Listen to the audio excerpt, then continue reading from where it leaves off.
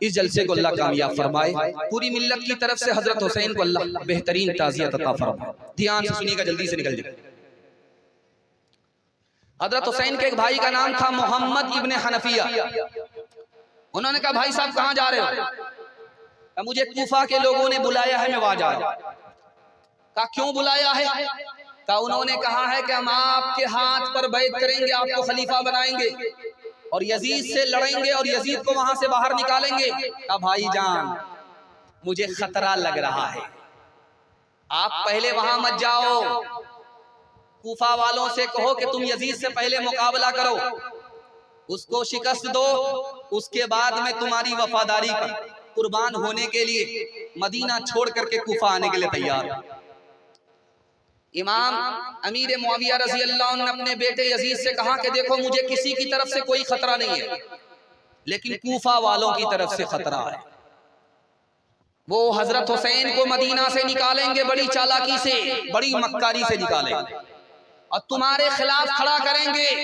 अगर तुम्हारा हुसैन से मुकाबला हो जाए और तुम उन पर गलबा हासिल कर लो तो उनको नजरअंदाज करना, क्योंकि नवासे रसूल हैं और हमारे खानदान से ताल्लुक रखते। इमाम हसन को जहर दे दिया गया।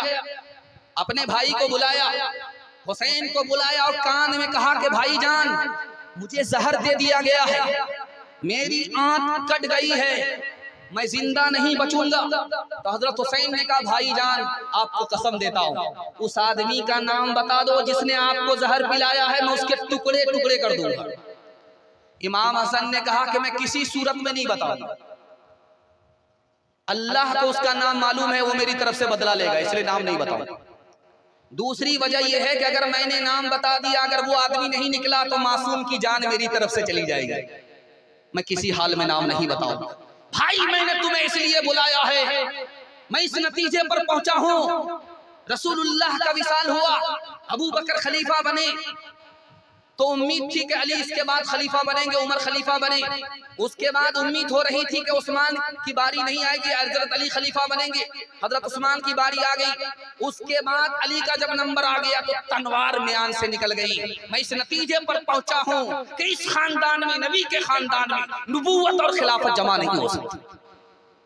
मेरे भाई मैं हाथ जोड़ के कहता हूं तुमसे, कूफा वाले बड़े मक्कार हैं, ये बड़े बेवकूफ हैं, बड़े सियाने हैं, कहीं तुम्हें मदीना से निकाल कर कूफा बुला करके तुम्हें जलील खार न कर दे। भाई ने मरने से पहले अपने भाई को वसीयत किया। अब एक मिसाल है, पैगाम को खत्म कर रहा हूं, इंसाफ आपके हाथ में। कूफा के लोग कितने मक्कार हैं आप सही से अंदाजा लगा लेंगे। मसला मालूम करने के लिए कूफा से चले हैं मक्का। कौन सा मसला आपको सुनकर हैरत होगी। मैं नमाज में था, मच्छर खून पी रहा है, उसका पेट इंडिया गेट हो गया। इतना बड़ा बखील हूं कि मेरा खून चूस रहा मच्छर। गुस्सा आया, जो थप्पड़ उसके मुंह पर पेट पर मारा उसका पेट फट गया। वो खून कपड़े को लगा है, बदन को लगा है। मसला मालूम करने के लिए कूफा से चला है। ये खून जो बदन को लगा पाक हुआ कि नापाक, ये जो कपड़े को लगा पाक हुआ कि नापाक, नमाज हुई कि नहीं हुई। इब्ने उमर रज़ी अल्लाह अन्हुमा ने कहा कि लोगों देखो इन मक्कारों, नवासे रसूल को बुला करके मदीने से कूफा में यजीद की सब पे ये लोग खड़े होकर के हजरत हुसैन को शहीद कर दिया।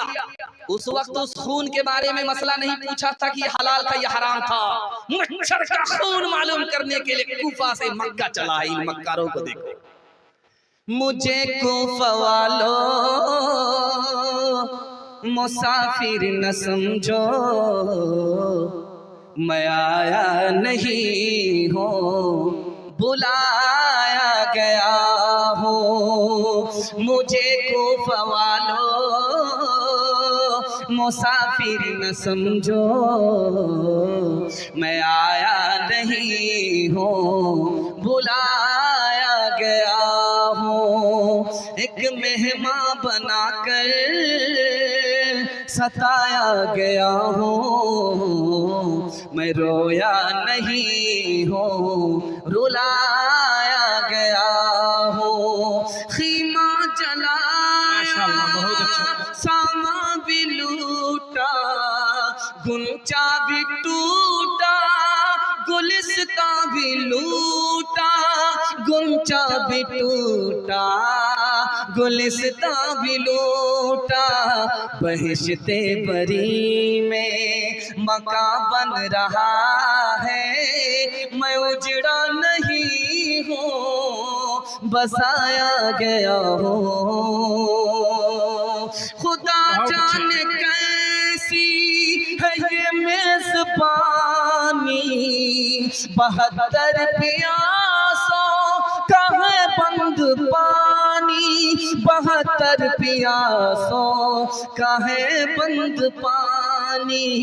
मुक़द्दर में है जां मैं कौसर का पीना, मैं प्यासा नहीं हूँ, पिलाया गया हूँ। जो झुकता था सरबा रिगाहे खुदा में, वही सर कलम हो गया करबला में, वही सर कलम हो गया करबला में।